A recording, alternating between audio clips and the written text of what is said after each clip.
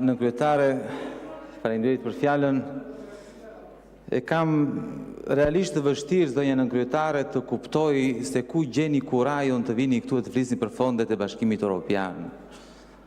Fondet e IPARD-it, 130 milion euro, zonja kryetare, ju i ndat me miqtuaj, me kryetarët e bashkive, me familjarët e deputetëve, të ministrave. Bashkimi Evropian i ndaloi ato fonde dhe tha, jo vetëm që nuk japim këto 100 që duhet të merrnit, por duhet na ktheni 30-ën që keni vjedhur. Dhe nuk e kuptoj si vini këtu e thoni do shtojmë fonde. Ne fondet i kishim, zonja kryetare. Ishin këtu. I kishte qeveria, thjesht do t'i shpërndante, t'i merte nga llogaria bankare e qeverisë dhe t'ja jepte qytetarëve fermerëve. Këtë s'bët dot ju dhe ju flisni për plane. Kur nuk bëni një gjë kaq elementare, zonja në kryetare, si do i bëni gjërat e vështira? Këtë nuk e kuptoj. Si mund të vini të talleni këtu?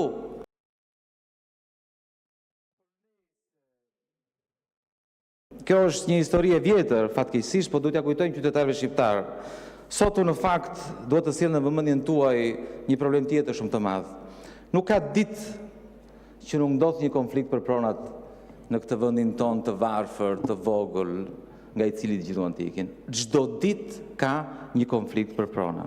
Ja ku e keni sot pamjet e qytetarëve shqiptar që protestojnë për pronat e tyre, përleshen me policinë, sepse policia me urdhrin tuaj shkon atje për të mbrojtur oligarkët, për të mbrojtur miqtë tuaj. Ja ku i keni. Ja ku janë pamjet, edhe sot shfaqja e përditshme, sepse ju nuk e pranoni dhe nuk e imagjinoni dot se si mundet të zbatohet ligji dhe prona të shkojë tek pronarët legjitim dhe jo në xhepat tuaja dhe jo në pronësinë tuaj. Sepse ne këtu flasim për shumë gjëra, por nuk flasim për radhët e qytetarëve. Dhe ne nuk do lodhemi pa përmendur çdo herë që marrim fjalën pa drejtësinë më të madhe që i keni bërë këtij populli. Dëgjoni vetë me veshët tuaj, se po nuk e tham, po nuk e sollëm këtu. Me letra, me venim me gjykatash dhe me të tona. Bashkim ulej. Na ka kërkuar 3 herë me radhë dokot me ta për punë pazarit. Na më mirë me shku mu me të në bunë, me çmimin si na ka vonaj. Kjo rrugë që kalon këtu, është e fshatarëve?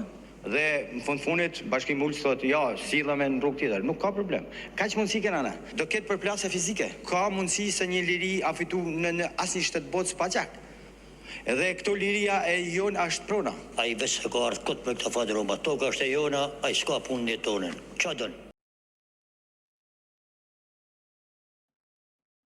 Janë në tokën e tyre, janë në pronën e tyre që ju po i vidhni. Tani konfliktet mbi pronën janë të përditshme. Unë nuk di të them kush ka të drejtë në këtë rast, si në shumë raste të tjera, por unë di të them aman me kë jeni ju. Interesin e kujt mbroni ju.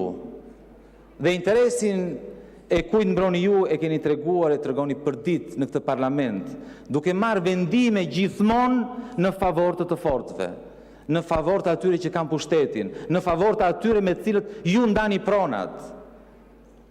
Dolën përgjime të Belinda Ballukut, ku pikërisht për të oligark e thot shprehimisht, për rrugën Thuman Kashare kanë fjalën, 1.3 miliard euro, dhe thot Belinda Balluku, po i bëjmë nderin e jetës.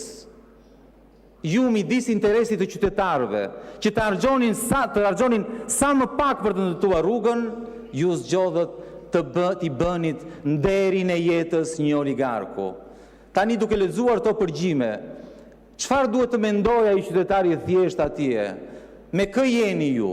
Me kë mund të jeni ju në përplasjen për pronën midis qytetarëve dhe oligarkut? Pasi vetë e keni pranuar që keni bërë nderin e jetës një oligarku. Ju jeni gjithmonë me abuzuesit, sepse abuzoni bashk. Ju nuk i bëni nder në fakt askujt.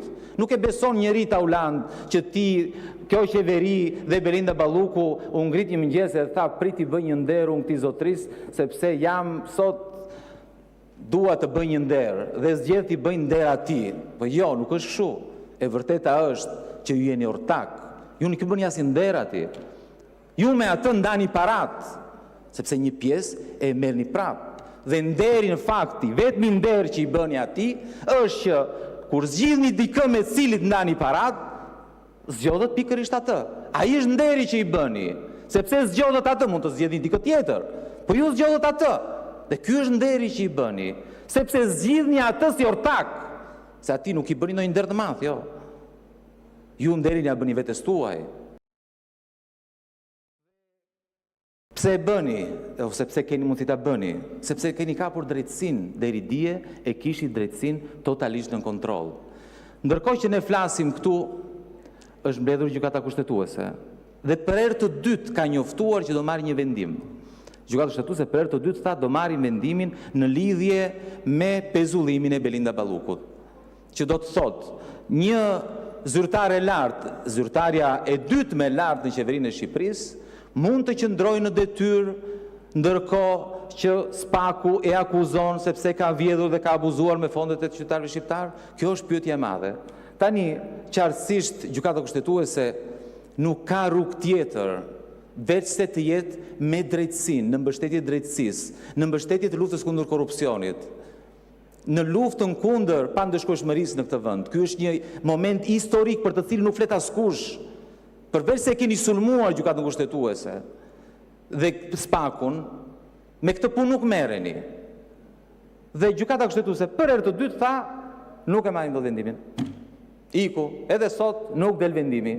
Në fakt vendimi është marrë, por Edi Rama ka marrë peng, po tenton të marrë peng gjykatën kushtetuese. Nuk e lejon të marri vendimin e duhur, vendimin historik, të pa precedent në këtë vend, që një i korruptuar, një abuzues nuk mund të qëndrojë në detyrë.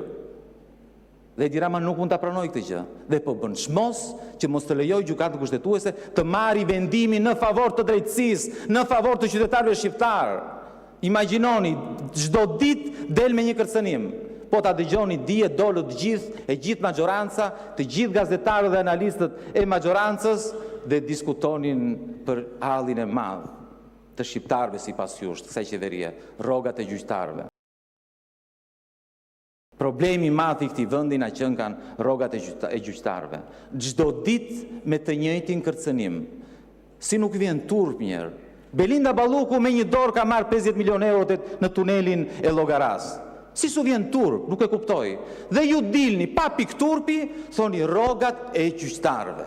Rrogat, aq më tepër që rrogat e gjyqtarëve keni vendosur ju. Dhe nëse ju nuk doni t'ja ulni rrogën gjyqtarëve, mblidhuni, mbeni një vendim dhe ulni. Uljani, nëse keni kurajo. Jo me kërcënime, jo me linçime. E kuptojmë që u ka kapur një hall i jashtëzakonshëm. Sepse politika në Shqipëri nuk ka parë ndonjëherë drejtësi. Për juve ishte pa imagjinueshme që kryetari juaj i Bashkisë Tiranës të merrej zvarr nga zyra dhe të çojë në qelinë e Burgut. Për juve ishte pa imagjinueshme. Për ju ishte pa imagjinueshme që Spaku të vinë në parlament të dërgojë një shkresë dhe të vi këtu e të thotë duam të arrestojmë zëvendës kryeministrën. Për ju ishte pa imagjinueshme dhe ju duhet ta ndaloni me çdo kusht këtë gjë. Por duhet të dini që njerëzit ju duan para drejtësisë. Njerëzit duan që ju mos të vazhdoni t'i vidhni. Njerëzit janë me drejtësinë, janë me Spakun dhe ju nuk keni çfarë të bëni. Faleminderit.